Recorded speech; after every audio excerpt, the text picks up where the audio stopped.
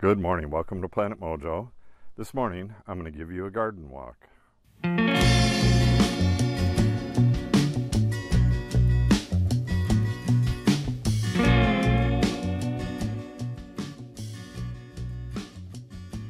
This year, the gardens are pretty much destroyed. This is what I was referring to as the toilet garden last year, that part over there. I'll get to that in a minute. Here is where the shower used to be.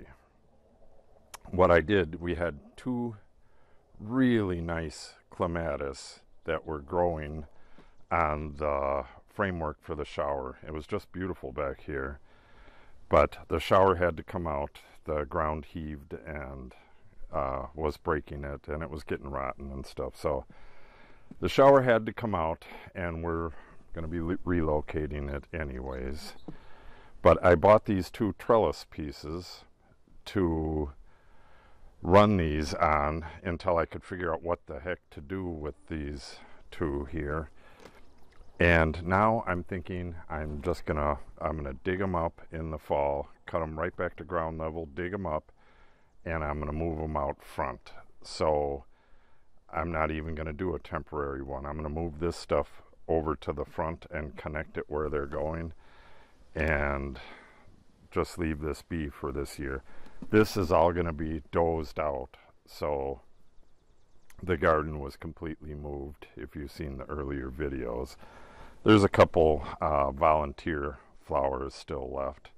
Those are annuals right there. I think they're cosmos, but some of the seeds resprouted, so I just let them go. I came through here with the weed whacker and whacked stuff down. I'll get to that in a minute anyways. But this was our lollipop lily, which it was going to be its best year. It was all nice and tall and looking good. Then that big wind came down and blew that trellis on top of it, and I didn't notice it for probably a day, and it mashed it down like this. I mean, they're still blooming, but they're past their prime now, but it just never looked very good, and it blocks the stairway. And also back here, the weeds have just taken over because I haven't been able to get back here and do anything. So yeah, this whole area is a mess.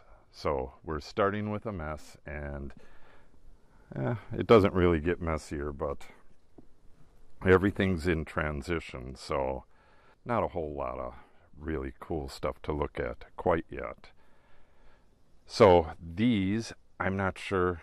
I will probably leave the garden back here alone, except for the clematis. There's a clematis around the corner, and that one's staying. But these two are going to go, and I'll most likely plant this next year. There's a walkway going through here, and I'll get that reestablished next year. This was our very first shower, or no, this was our second shower right here, this rock U shape.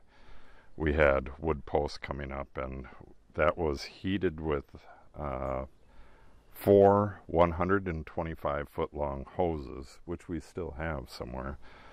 But that was before the barn was built. I really need to plant that as well. It's just, there's way too much to do this year to get anything done with these gardens. So you can see the stuff that came up on its own. I'm going to let that stuff live. I'm going to get back here today and weed like this Queen Anne's lace. That has to go. I'm going to leave some of the wildflowers alone, like that fleabane.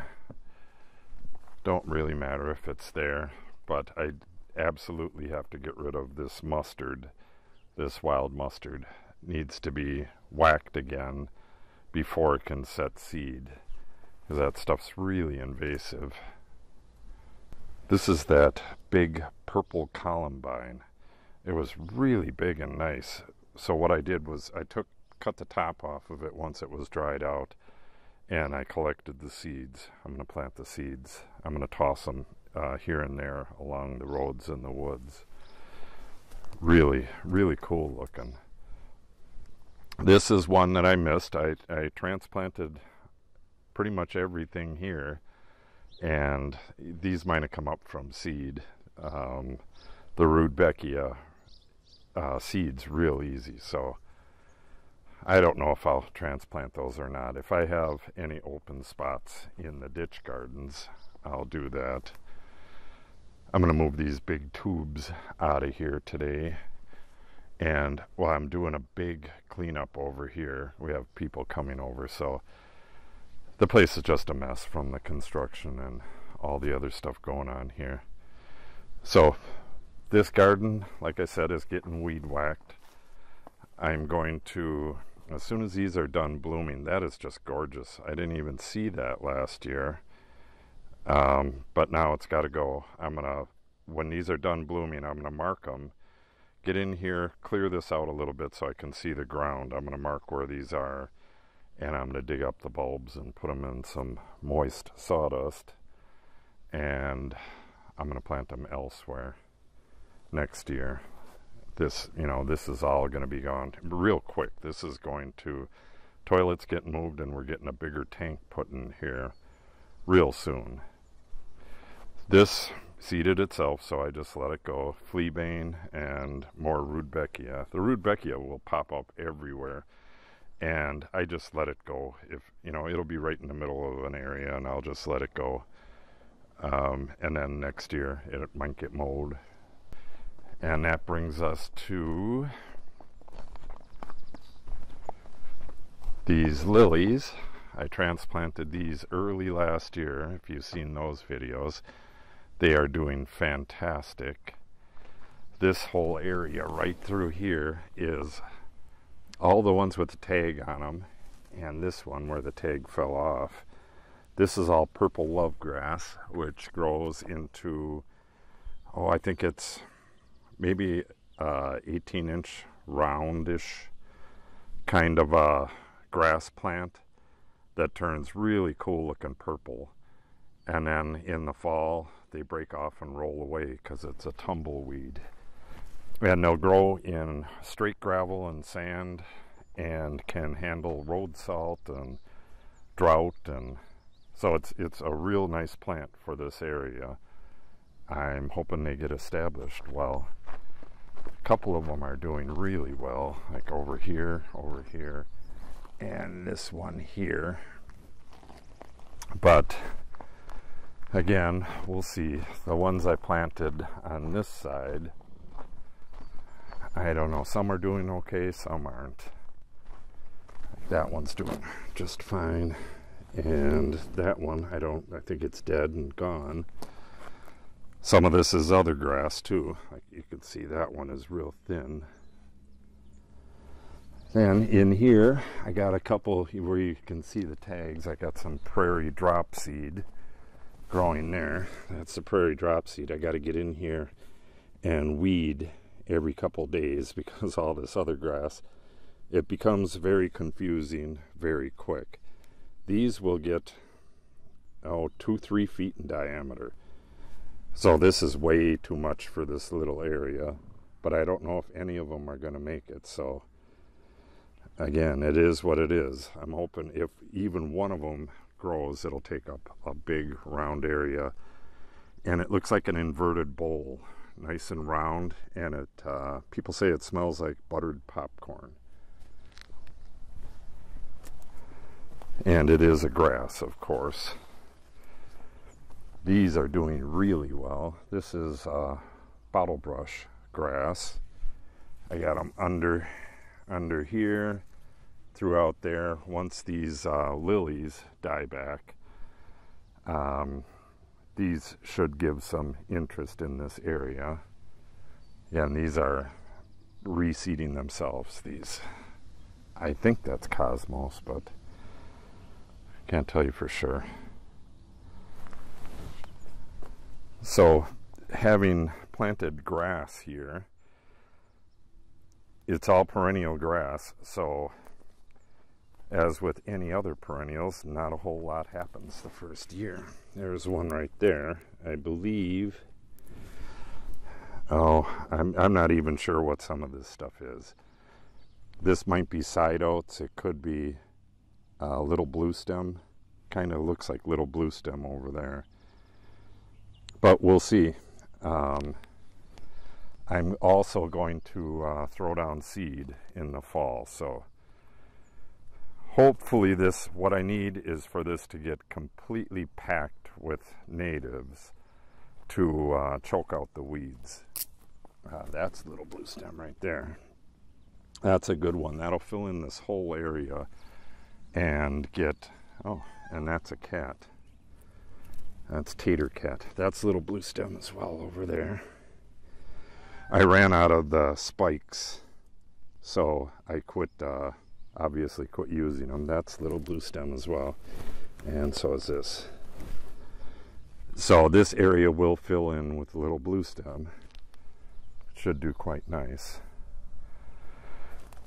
And then it looks like I'm gonna, at some point I'm not gonna be able to weed out the annual weed grasses anymore, and I'll just have to let them grow, and then slowly but surely the perennial stuff will take over. Here is the bale garden. The tomatoes are doing fantastic. This right here, I have 1, 2, 3, 4 that are planted in the ground, these tomatoes, and it came in a 6-pack. That was all we could get. We had to get a replacement for something that died right here, a tomato plant that died. So we got 2 tomato plants from that same pack here, and they're just a little bit bigger than when we put them in.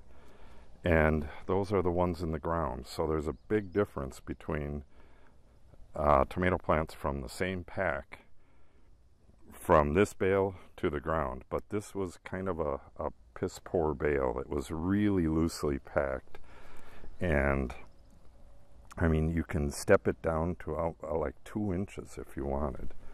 Same with this one. You can see the difference. It's half the height of that one. So, I'm guessing it's just the really poor bale. Okay, and then that's a bachelor's button. That, of course, seeded itself. I put the pre-emergent on this whole garden, but apparently its effectiveness is gone, and tons of wild grass is coming up all over the place. I don't have anything on this outside edge. I'm going to scratch in some June grass and some other stuff in the fall and deal with this gravelly area that way. June grass is a cool season, so planting it in the fall is the way to do it. That's a little blue stem right there, as is that, but that one looks like it's dying. It looks like little blue stem back there as well. This is what's left of the purple prairie clover. There was, maybe 30 of them that I planted, and this is what survived. What do we got? 4 of them. That's too bad, but they put out a lot of seed, and being right by the culvert pipe here, the seed will wash, and I'll have purple prairie clover growing all the way down to the very last prairie patch down there eventually. Same thing with all these seeds. They'll reseed all the way down the road. Again, a lot of these are transplants from that first garden we looked at. The shorter ones mostly. And it looks very bare in between because that's where the grasses are going. In the final version of this, it needs to be a tightly packed mass of grasses and flowers that'll protect it against the wind and other elements. I don't see anything that I planted here, but I'm not the best at identifying some of the newer grasses. Like I planted prairie dropseed and side oats grama as well, and I have solid patches of them right there, so I can kind of see what they look like over there. And next year I'll be able to identify that stuff a lot better. It doesn't look like anything that I planted through here actually made it. So, oh, that's another thing. With the tightly packed plants here, that also keeps moisture in. It'll be nice and shaded down at ground level instead of like this bare, parched ground here. So it'll take a couple years. The stuff that I sow this fall is going to come up next spring, and this will be a whole lot better filled in next year. But next year there will be a bigger weed problem. So it's a horse apiece. I just got done pulling a ton of weeds out of the blue stem garden, but at some point the gardens will start regulating themselves. They'll be so dense with the plants you want there that they're not going to let the weedy stuff in. This is all side oats grama, and it's doing really well. Some of the stuff along the edge, like this here, this is a weed, this is a weed, this is a weed. So I will likely get in there and pull that stuff. The darker colored stuff with a little bit of fuzz on it and a round stem at the base, that's my good stuff. This stuff that is flat and white at the base, this is a weed grass. So this is side oats grama as well, with a few weeds mixed in like this here. So again, I'll yank out a few weeds here and there, and then these will be really dense patches of grass next year, and then I'll plant flowers in amongst it and other grasses and stuff, and should be pretty cool. And all native to Wisconsin. And I guess this will be the last thing I show. Well, maybe I can go around the corner there. This is mostly little blue stem. You can kind of tell by the color, it's like a blue-green. There is other stuff that started growing in there as well, other grasses. And you can really tell when they go to seed, because little blue stem has a very distinctive seed. It's very fluffy. This is a weed right here, and right next to it, I believe that's bottlebrush grass all through here.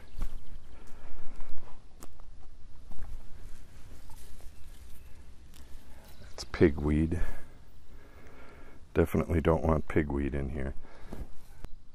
So, like I said, I pulled out some gigantic weed grasses out of here. That's why you can see a few holes here and there. But the good stuff will fill that all in eventually, and the weed grasses won't be able to compete. Yeah, this is starting to look really, really nice in here. The blue stem is a beautiful grass. But you know, it will take a couple of years. And this front part, the blue stem didn't want to grow in this as well. So this fall, I'm going to try June grass and prairie drop seed and a few other things that I'm going to scratch in this outer area. And we'll see how it does. Wild carrot. This stuff, Queen Anne's lace, it just makes a billion seeds, and it'll take over a place if you don't have other stuff established already. If it grows in here, once this is established, it's not going to be able to take over like that. The grasses here, you know, these get 6-foot deep root systems, and the carrot does not. So if anything's going to win, it's going to be the carrot. Yeah, see, this is some kind of a local grass. I'm not exactly sure what it is, but it's not little blue stem. This is little blue stem right here. So whether I pull these grasses out or not, I'll have to identify it first and see what it is. If it's just an escaped lawn grass, then I'll yank it out of there. Okay, and we'll wrap up over here, I guess. This, I was trying to get prairie smoke growing here, but the local stuff, the stuff that was wild here. Okay, another GoPro crash. So I was trying to grow prairie smoke here, but the weeds just came back with a vengeance and took the place over. So I sprayed 2,4-D and I weed whacked it. I'm probably gonna go with grasses here. I'm not real sure about this area. This is, I started running out of room with all the transplants from the toilet garden out there. So I started plugging them in over here and see how they do under a walnut tree in shade. Generally, well, if the walnut doesn't kill them, generally when you put a plant that loves sun in the shade, if it doesn't die, it'll just grow much smaller than it would in the sun. So we'll see what happens with this stuff. I mean, there's plenty more where that came from. Down in here, I don't want to step on this stuff, but you can see where all the tags are. I just sprayed this with 2,4-D, so these weeds are dying back, so it looks kind of ugly. But we got the big grass plants here and there. That's all bottle brush grass. That's going to look really nice in here. Once these fill in the whole area and don't allow all these forbs to grow, this is going to look really nice here. And kind of the same thing over here. Trying to watch out so I don't step on stuff. This is the wavy hair grass. Again, I sprayed 2,4-D here, which is killing back the weeds and allowing the grass to grow. There's a lot of purple going on with these, and I don't know if that's because of the heat, because it's getting into summer and then they go back to growing again in the fall. I just don't know. It's my first year with the stuff, so I'm going to watch them. A couple of them died, and that one looks like it's on its way out. But it could just be going dormant. I really don't know. So we'll come back and take a look at these in the fall and see how they're doing. And I planted prairie drop seed over here exclusively, but it was like 2 or 3 ounces. The stuff, the seed's really expensive. And there is grass growing underneath all over the place here. That, I believe, is wheatgrass annuals. But whether any of it's prairie drop seed, I just don't know. We'll have to wait and see what happens as this stuff progresses. I should probably just mow that stuff over there, because there's no way that that's prairie drop seed. I should just cut the tops off of it and let the drop seed get a chance, if there is any. The pet cemetery here, it took me kind of a while to get in here and kill back the weeds, so, and I somehow missed that little grave right there, so, well, and other stuff, so I got to get back out here and spray again. And this doesn't get anything planted in the summer, it's just phlox. Otherwise it's just too much work. So each of these little graves will end up getting a phlox plant. That one has 4. And possibly a few early spring stuff like the hyacinth, grape hyacinth, and tulips and stuff like that, but only early spring stuff, so this doesn't become a maintenance issue in the heat of the summer. Okay, one last thing.